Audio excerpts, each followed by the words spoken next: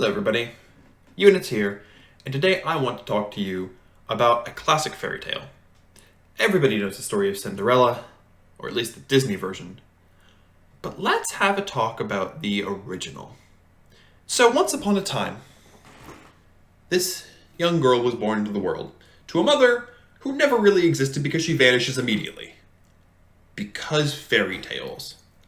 Her father remarries a crazy woman with two daughters who are also crazy, but apparently very good at hiding it.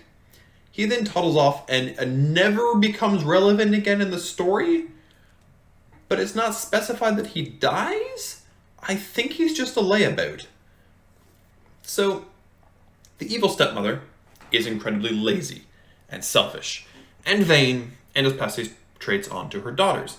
And so they have decided to make little Ella her personal slave.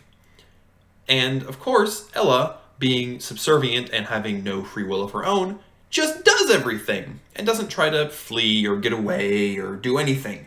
Remember, at this point in time, that was considered an attractive trait in women.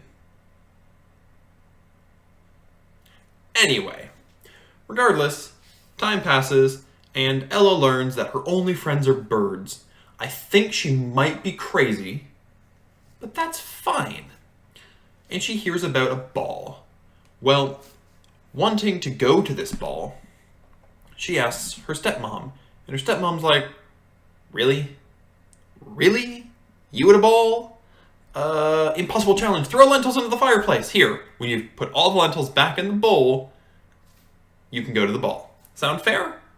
And of course, Ella says yes. Now, there are lots of solutions to this problem. Number one, Ella could get any sifter in the world and just scoop the lentils into a sifter, sift the ashes out, and leave the lentils. Lentils are decently big and won't go through a sieve. She's not quite that bright.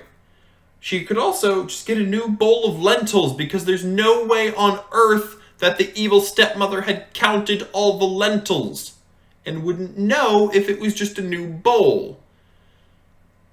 But again, Ella's not the smartest, so she asks her bird friends to do work for her. I guess if you've got magical control over birds, you may as well use it, right? Anyway, after accomplishing that, stepmom says, You know that was an impossible task, right? I really didn't intend for you to do it. You still can't go. That wasn't the point. Ella's crushed, and like, well, I don't have a dress, so I can't go. I'm going to go cry by the grave of my mother. And she apparently had been crying at this grave so often that she watered a tree. Never mind that she was salting the earth and killing any plant life. Her tears are magical and don't have any salt in them. She probably has a sodium deficiency, a seizure disorder, and should be dead. But we'll ignore that part. In this tree, she finds a beautiful dress. We'll assume it's magic. I'm guessing somebody didn't just shove a dress into a tree. And she decides, oh, well, my mom wants me to have this dress, so I'll wear it to the ball, where she goes and meets the prince. And they have a great time, and she gets scared and runs away because she doesn't know what nice people are like. And therefore, when she encounters one, she's terrified. She goes home, and the prince is like, well, darn, that was a nice woman. I kind of wish that she'd stuck around. This doesn't normally happen. I'm a prince. But okay, we'll go with that. So he holds another ball the next night because he's a prince, and that's really all princes do is hold royal balls.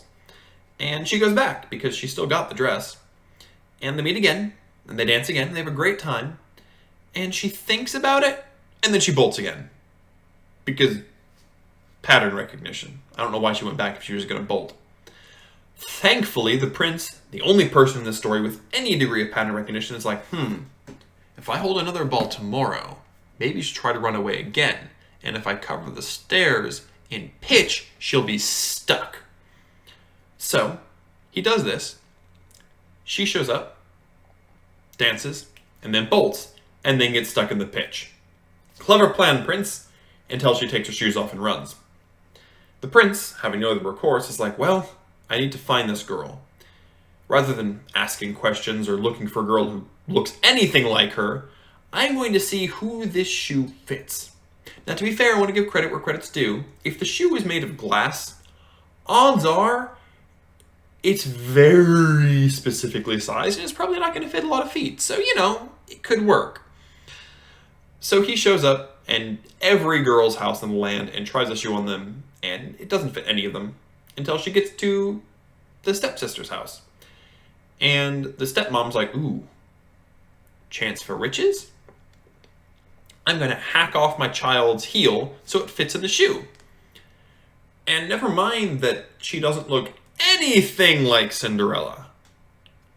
Anything like Cinderella. Or the fact that she's got blood in her shoe. The prince is like, oh, well, you must have been the girl because you fit the shoe. Hop on my horse, let's go. And they do.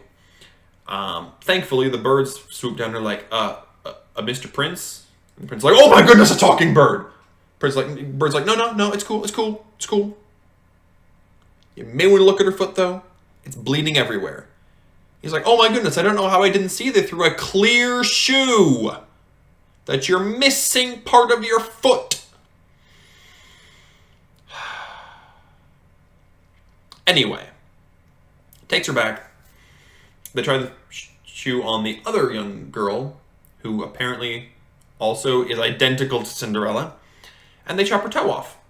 And the prince, I guess, assumed that all the blood that was in the shoe was just the blood from the last person. And so it can't be the same. Till the little birdie's like, hey, I'm the birdie of common sense. I'm the only character in the story who does anything remotely useful or intelligent. Look at her toe. She's only got 4 on that foot. And he's like, oh yeah. I thought it was a birth defect.